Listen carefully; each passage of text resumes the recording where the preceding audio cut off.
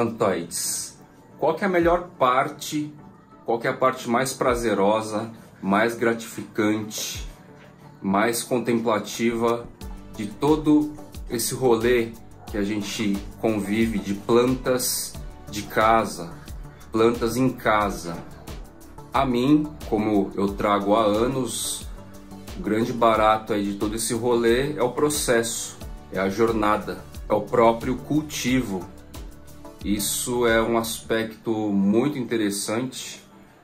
Por sorte, eu transformei em trabalho. O cultivo em si faz parte do trabalho também, no momento que eu levo conteúdos até vocês. E um aspecto que eu gosto de reforçar é que independe de plantinhas básicas, facilmente encontradas, ou plantas mais específicas, mais raras, mais de difícil acesso, da porta de dentro para as nossas casas, a jornada do cuidado é igual. Claro que cada planta tem sua especificidade de cultivo, de microclima e tudo mais, mas a jardinagem em si vale para todas elas de uma maneira bastante uniforme, né? A manutenção, que a todo momento, quando a gente se dispõe a cultivar, a fazer a manutenção, a cumprir a função, a gente está sempre descobrindo situações novas, pontos novos, novas técnicas, detalhes pequenos ou grandes de cada espécie, né? E isso é muito legal. Este é o propósito fundamental dos Jardineiros Urbanos e do Fly, embora uma partezinha de todo o meu trabalho seja mostrar as novidades, ajudar a construir tendências de espécies e tudo mais. E é bem legal perceber que a maioria das pessoas que têm acesso aos meus conteúdos, seja no Instagram, seja aqui no meu canal, elas se conhecem e elas se identificam e elas se sentem bastante agradecidas em perceber exatamente o culto ao cultivo, né? Esse acaba sendo o ponto essencial, primordial de todo o trabalho aí, de toda a geração de conteúdo e inclusive da própria manutenção das minhas plantas aqui em casa. É muito gratificante então ter esse privilégio de transformar um hobby, um prazer, em trabalho e poder levar detalhamentos do meu dia a dia, técnicas aplicadas ou simplesmente entretenimento. Muita gente usa os meus conteúdos para poder relaxar. Então eu inicio este episódio do Jardineiros Urbanos por Fly para deixar meu muito obrigado aqui para você que já percebeu, já sacou há bastante tempo que o meu grande lance é o cultivo, é a jornada, que não adianta nada a gente ter qualquer tipo de planta se a gente não cultivar, se a gente não praticar manutenção com algum tipo de disciplina, com algum tipo de frequência. E agradeço a você que só não enxerga o Fly a partir do prisma, do olhar da planta rara. Porque se você só enxerga o Fly como planta rara, é exatamente isso que você almeja, que você quer. Para você só importa a raridade das plantas. E a prática aqui acaba ensinando, acaba mostrando que, independentemente de preço, de valor humano atrelado, independentemente do hype, independentemente de mitos construídos por anos, desejos construídos por anos, é criar um contexto sustentável para todas elas que vai fazer diferença. Tá legal? Hoje é dia de muitos replantes. Muitos. Eu tô aqui com este forget grandão. O vaso ficou pequeno já. Fora que ele tá numa passagem meio complicada aqui pra mim. E eu já derrubei esse vaso umas 3 vezes. Por sorte, não tive perdas. O que eu vou fazer então? O vaso tá pequeno pra ele. Eu vou transplantar pra cá. Aqui já tinha um substrato meio pronto, ele está um pouco compactando aqui, então eu vou dar uma aprimorada só. Dei uma esvaziada aqui no pote, então na real os componentes não estavam muito bem misturados. Agora eu fiz isso nessa bandeja ao lado aqui. E vamos replantar então primeiro o Anthurium Forget. Qual que é o substrato para esse cara? Padrão Arace, gente. Aquele vídeo lá que eu fiz, por enquanto ele tá com uma perenidade, ele é bem útil. Tá aqui o vídeo. Então vejam aqui comigo que o vasinho é pequeno e muito provavelmente vai ser fácil de tirar, porque as raízes do Anthurium, eles costumam ser mais grossas. Então é mais tranquilo de manipular do que as raízes do Philodendron. Embora eles costumem grudar às vezes no entorno do vaso.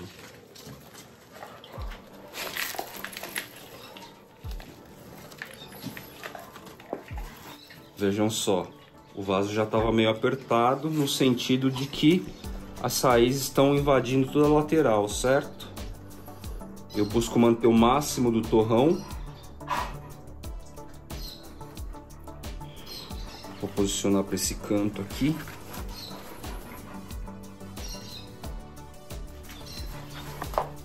E aí é só complementar com substrato.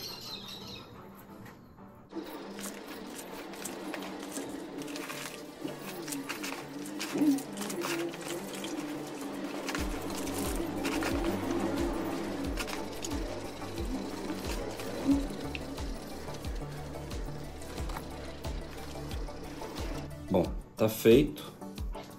Condicionado o novo vaso. O bicho aqui vai ter muito mais espaço. Então a tendência é ele ficar muito mais à vontade para se desenvolver e crescer, certo? E vou falar de novo desses potes transparentes, translúcidos, semi-transparentes. Eles são destinados originalmente para orquídeas, tá? Mas o fato dele ser transparente é muito funcional e prático para a gente, porque a gente consegue observar a parte da umidade do substrato, se está seco, se está úmido, se está molhado, encharcado, e a gente consegue ver também o desenvolvimento das próprias raízes nas laterais. Tem gente que adquiriu a prática, o hábito de furar, fazer vários furinhos com a maquininha de solda, certo? Porque supostamente com isso a gente consegue aumentar a aeração, a oxigenação das raízes. Faz total sentido, eu não faço essa prática, mas faz total sentido para quem quiser se dispor a isso, certo? Sempre trabalhando no sentido das coisas. Durante as minhas pequenas férias de final de ano, eu tinha recebido aqui tubete conhecido. E esse cara aqui, que parece um pouco um mini Pacová, um mini Philodendron martianum, é uma espécie bacana. Ele vai ser sempre mini assim. E ele é o Philodendron Sucres Slim tubete. A gente dá aquela velha e boa esmagada nas laterais, assim aperta bem. Essas espécies costumam vir com umas varetinhas de bambu. Eu aproveito e dou uma apertada aqui embaixo, assim, ó, para facilitar a retirada, certo? Vai puxando devagarzinho. Olha lá, tá soltando. Tadã! Aqui a gente tem um substrato. Como ele tá crescendo para cá, assim, ó, certo? O desenvolvimento tá para cá, eu vou deixar neste canto para supostamente colocar um tutor aqui. Vou ver se eu vou colocar.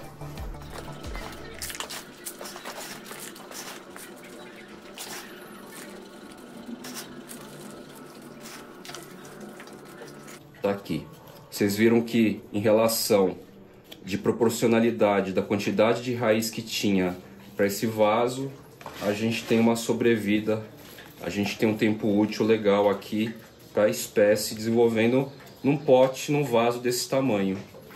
E olha só como a gente consegue perceber os componentes, os elementos. Mesma coisa vai acontecer com as raízes terrestres e a umidade em si. Bastante útil. Esses potes assim a gente encontra em Mercado Livre da vida. A gente consegue encontrar também em Olambra, fazendo uma triagem, uma procura legal lá. Philodendron sucres slim. Vou preparar mais substrato agora. Aqui eu tenho perlita, chips de coco, substrato já enriquecido, carvão vegetal, que é um carvão de casca de pinos e turfa de esfagno. E é isso.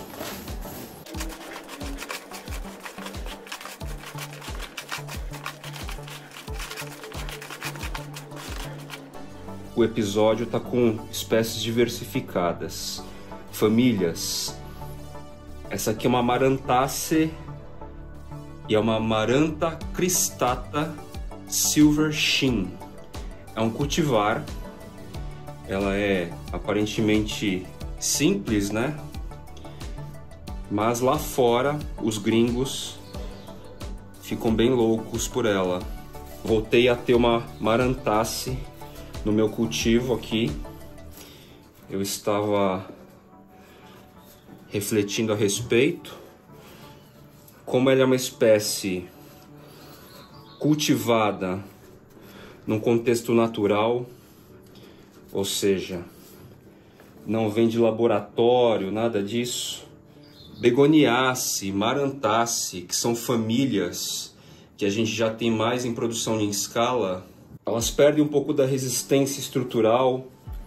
Basicamente é a resistência física mesmo, ao passo que espécies em cultivo in natura, simulando o habitat selvagem, o habitat original, ela mantém todo o sistema de resistência, né, a fungos, bactérias e tal. Então eu resolvi retomar as atividades com Marantaceae a partir dessa Amaranta cristata silver sheen. Tá bem enraizado. Isso aqui tá mais dificinho de tirar.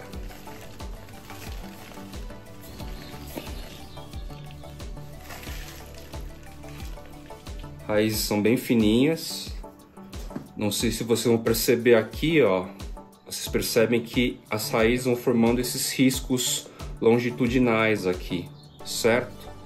Porque no tubete a gente tem exatamente faixas para que as raízes possam preencher. E aí a gente não tem o que? O enovelamento. Elas ficam todas enroladas, enoveladas. E aqui elas ficam todas retinhas. Vai facilitar o crescimento e desenvolvimento da espécie depois do replante.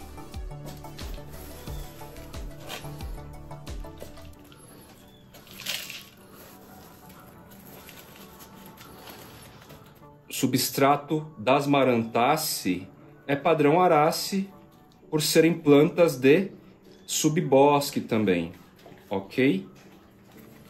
Vamos ver se eu acerto com a luz, com esse bichinho aqui. Este é meu desafio maior com as Marantaceae. Ó, gente, essa begônia super diferente. Curiosamente, ela é chinesa. A origem é China dessa begônia. Begônia hemsleyana.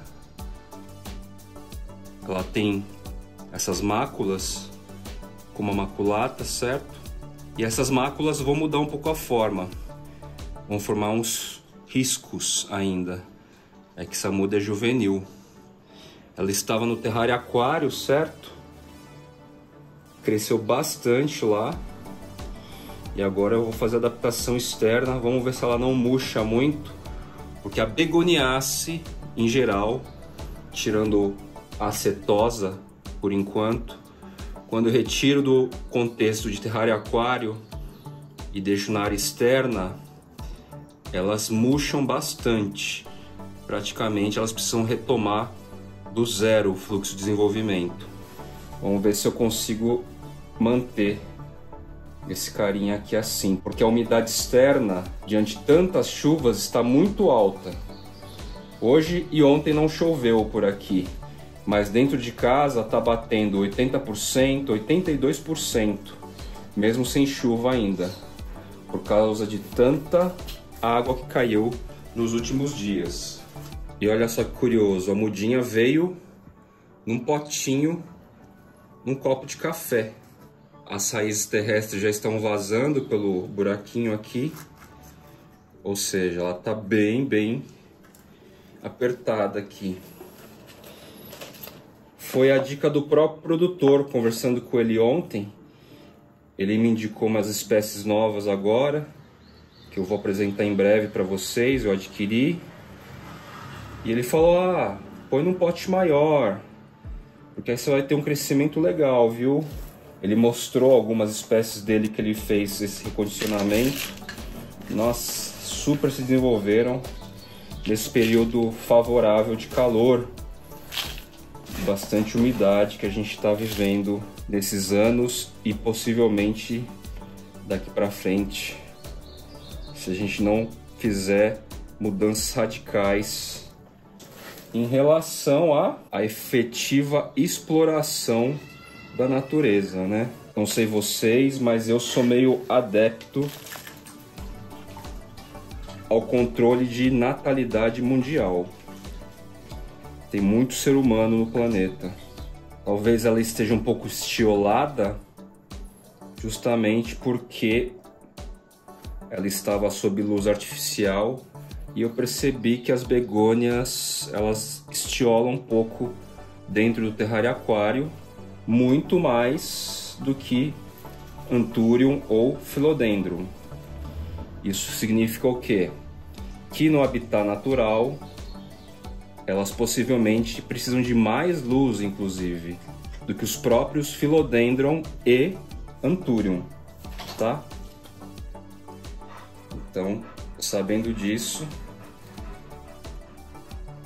eu vou dar um jeito de deixar ela mais no claro. Estão meio desmilinguidas assim, mas é questão de adaptação. Begônia linda, diferentona assim, ó. Chinesa. Temos begônia na China, uma planta tropical na China.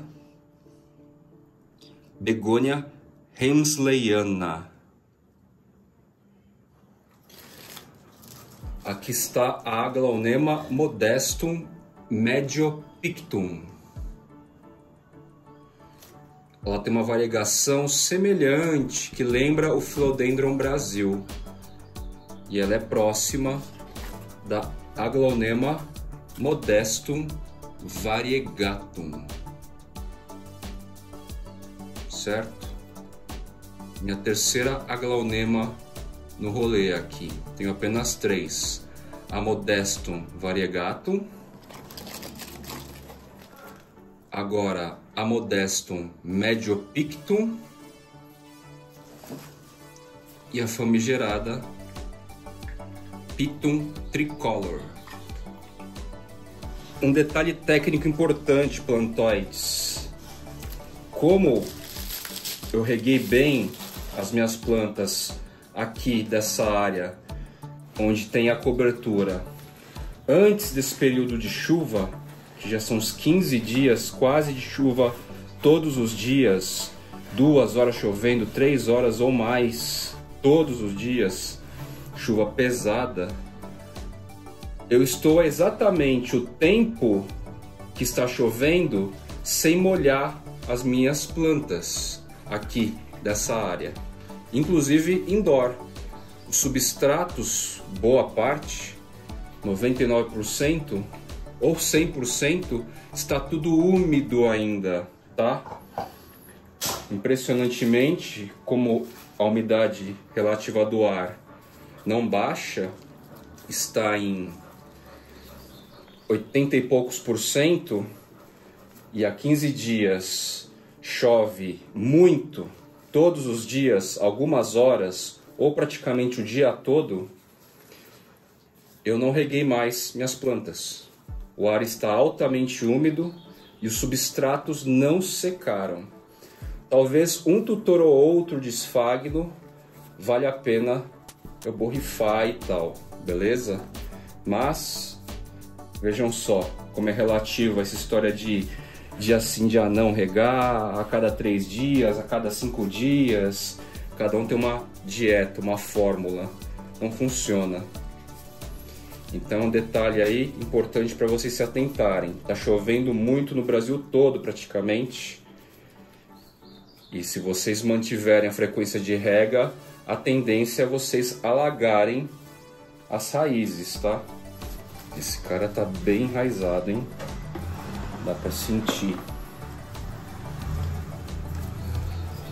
O tubete chega a quebrar, a rachar, quando a gente faz essa pressão.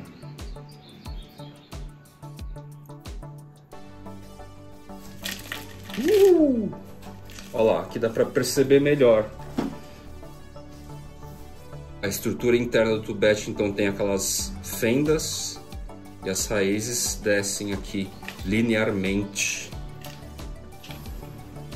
Pequenos detalhes, mas que vão provocar influência no desenvolvimento, no crescimento de uma planta de vocês aí. Enovelamento é uma questão muito comentada quando são mudas de árvore. Pronto, simples, rápido, indolor. Aglaonema modestum mediopictum. Eu fiz a rega em abundância na aglaonema e vejam só como fica o entorno. A gente consegue até perceber as umidades, a umidade, certo? Aí vocês vão notar que algumas áreas aparentemente fica seco. Olha as raízes aqui. Então que aparentemente fica seco, mas não se preocupem, se vocês regarem abundância, tá pingando como estava até agora, certo? Se tá pingando e tudo mais. Aqui todo esse contexto já está altamente úmido, tá? 100% de umidade.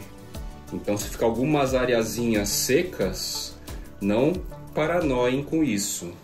Não entre num toque por causa dessa questão, tá? Mais substrato pronto. Nesse potão eu tenho chips de coco, casca de pinos, carvão a partir de casca de pinos e turfa carbonizada. E no caso aqui eu tenho vermiculita e não perlita, porque perlita praticamente acabou. E aqui mesma coisa. Não sei se vai dar ângulo aí. Eu tenho um Cupulis patum, folha nova aqui, saindo. Folha mais antiga. E este Cupulis patum que se agigantou neste pequeno pote já transparente, está precisando de uma estrutura nova, certo? Ele estava basicamente sobre a muretinha da jardineira que fica para o painel paredão. Uma muretinha alta, tem 1 metro e pouquinho. Ele estava lá, escorado, certo? E olha que fenômeno interessante. A raiz aérea sentiu mais umidade para o lado da parede do painel paredão e resolveu crescer. E ele encontrou o painel paredão e olha isso. Essa raiz aqui então foi em direção ao painel paredão, escorado na mureta estava o vaso, encontrou o painel paredão e seguiu jornada por ele. Olha a quantidade, olha o tamanho dessa raiz aérea, com capilaridades, estava totalmente grudada. Aqui, ó, tinta da parede, e estava seguindo o rumo. Incrível, não? Muito incrível. Então vejam só, ela fatalmente não só estava se alimentando desta condição, como essas pequenas raízes aqui com capilaridades também se hidratam a partir da umidade, e essa aqui estava absorvendo ainda mais nutrientes. Como eu borrifo bem forte de tempos em tempos no paredão, com certeza ela estava se beneficiando aí. Então a natureza dá seu jeito, porque o toco original, olha só que interessante, ele tombou por causa do peso. Então muitas raízes aéreas assumiram o papel de terrestre e outras que estavam saindo aqui. Legal, né? É um antúrio que se agiganta, né? O Purispatum, se eu não me engano, fica até maior do que o seu semelhante, o Anthurium balaoanum, um dos semelhantes. Vamos tirar então aqui. Esse toco praticamente não estava plantado. As raízes aqui cresceram, ó, e aí geraram as capilaridades. Mas ele não estava necessariamente plantado, ele estava encostado no vaso.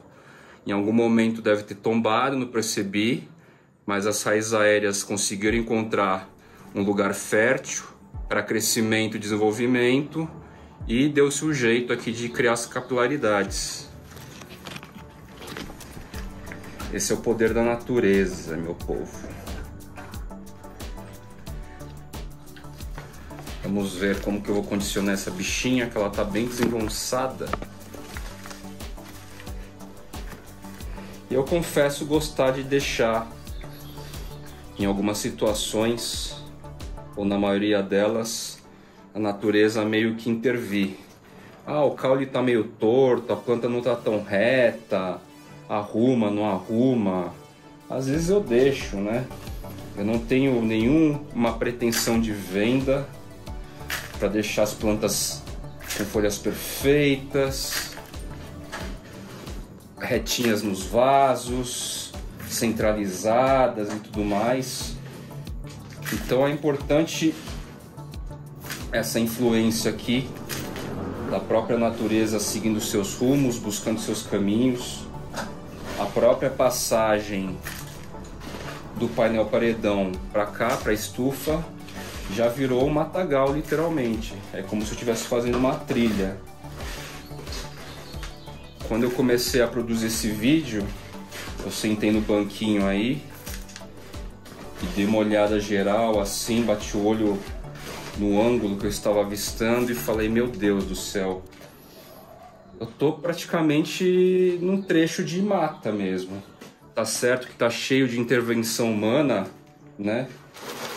Existe uma certa ordem mínima, mas a sensação, a energia, o bem-estar, o prazer que se dá é muito semelhante de quando você está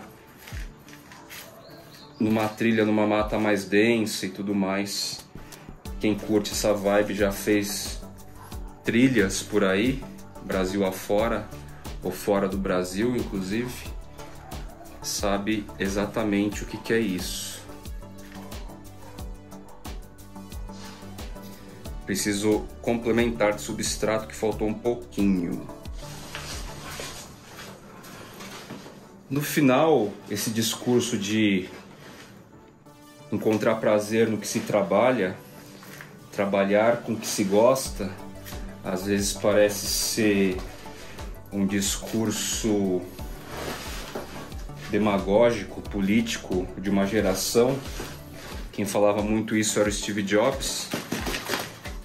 Talvez uma juventude hoje mais nova do que eu, com seus 20 anos, duvide um pouco desse conceito.